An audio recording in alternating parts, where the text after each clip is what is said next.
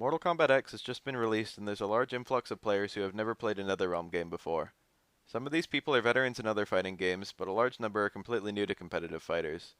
In light of this, I am going to release a short series of MKX general tutorials on Cross Counter in the coming week geared towards fighting game veterans looking to get into the series, though I want the videos to be simple enough that new players can easily understand them.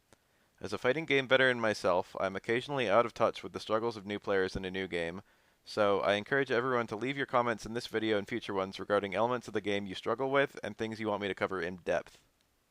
For the time being, I will be following this schedule for my upcoming videos.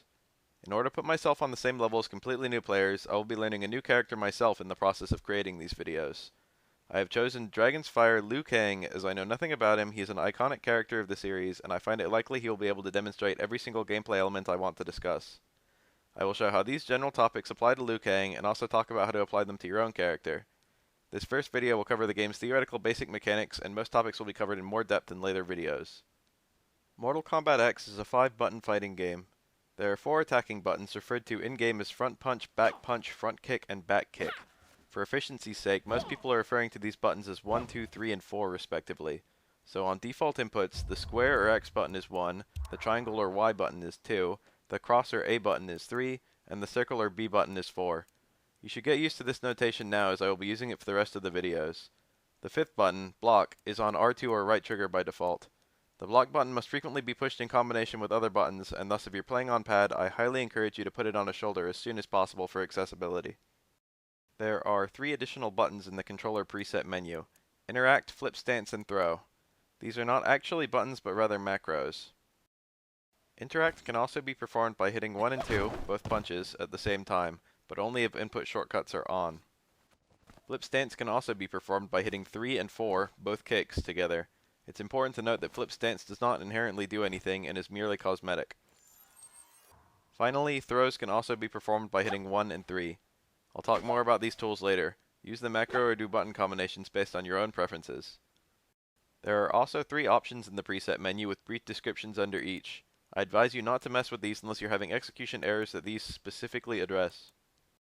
Hitting any of the attack buttons will result in a basic attack or normal.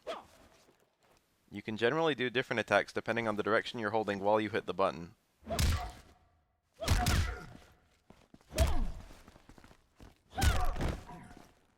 And a list of all basic attacks can be viewed in the move list. By hitting the buttons in particular predefined orders, you can form combo strings. These can also be viewed in the move list. Finally, by doing directional series followed by a particular button, you can execute a special move. Unlike Street Fighter, most special moves don't have differing strengths. Certain special moves, if inputted while holding the block button, will become enhanced special moves or EX moves. It's important that you hit the block button just before your attack button and hold it a moment when executing these. These moves cost 1 of your super bars but typically have dramatically superior properties to their normal versions.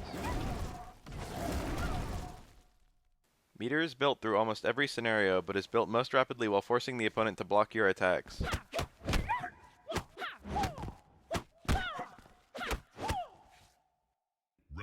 While a bar of meter is awarded to the player who gets the first attack. Meter can also be used on an X-ray, which costs all 3 bars and is executed by hitting the block and stance switch simultaneously, or block in both kicks if not using the macro. An X-ray can be likened to a super from Street Fighter. X-rays do high damage and are easy to land, but the meter consumed is often better used elsewhere. Certain EX moves have a hit of armor, which allows them to go through other attacks without getting interrupted. X-rays tend to have multiple hits of armor, and also break the opponent's armor if applicable. New to MKX from MK9 is the stamina gauge, located under the health bar. Stamina can be used to backdash for invincibility and escape, whereas forward dashing costs no stamina. If you input a forward dash with the block button, you'll get a run, which is like a forward dash but can be held or cancelled at any time, and consumes stamina for as long as you hold it. I'll be talking about running extensively later. Stamina is used for various other things, too. Interactables are parts of the stage that can be used with the interactable macro. Some interactables allow the player movement, others are attacks that can be used or even juggled into.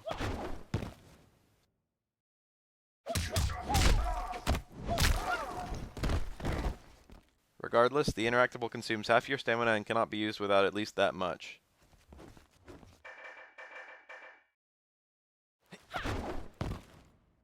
You can also input your interactable with block to give it a hit of armor at the cost of 1 super bar. You'll note that before you can even start practicing, you're forced to choose a variation. Your choice of variation will affect the special moves and sometimes the normals and strings of your character. Some variations will be good in particular matchups, but each requires you to weigh what you gain and lose compared to the others. Pick the one that best suits your playstyle. In Part 2 I will be covering applied game mechanics and the player's various options in-game. Remember to subscribe to CrossCounter and check out my channel, link in the description, if you like periodic MKX and Street Fighter 4 tutorials and tech videos.